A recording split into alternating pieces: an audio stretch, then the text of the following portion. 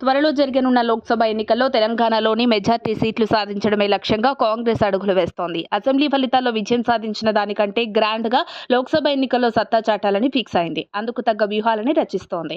ఇప్పటికే ఇచ్చిన హామీలని అమలు చేస్తూ ప్రజాదరణ సొంతం చేసుకుంది. అలాగే బలమైన అభ్యర్థులని బరిలో నిలిపి మొత్తం 17 స్థానాల్లో 13 నుంచి 15 వరకు గెలవాలని చూస్తోంది. ఇప్పటికే లోక్సభ స్థానాలకు ఆశావహుల అభ్యర్థుల నుండి దరఖాస్తులను తీసుకుంది. మొత్తం 309 మంది కాంగ్రెస్ తరపున ఎంపీ సీటు కోసం దరఖాస్తు చేసుకున్నారు. మహబూబాబాద్లో అత్యధికంగా 48 మంది, వరంగల్ 42 మంది దరఖాస్తు చేసుకున్నారు. ఇక ఇప్పటికే అభ్యర్థులను షార్ట్ లిస్ట్ చేసినట్టు తెలుస్తోంది. ప్రతి నియోజకవర్గం నుండి 3 పేర్లను హైకమాండ్కు సిఫార్సు చేయనున్నారు.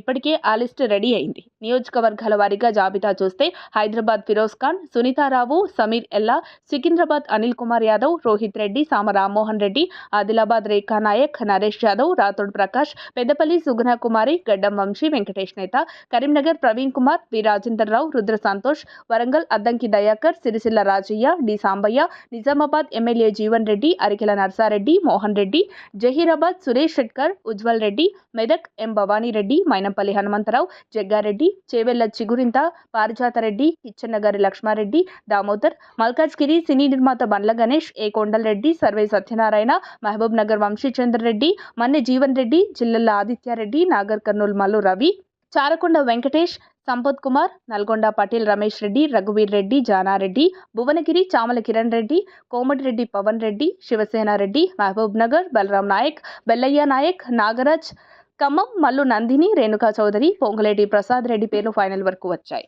వీరిలో ఒక్కొక్క సెగ్మెంట్కి ఒక్కో పేరుని అధిష్టానం ఫైనల్ చేయనుంది. మరిన్ని అప్డేట్స్ కోసం మా కాయ్ టీవీని సబ్స్క్రైబ్ చేసుకోండి.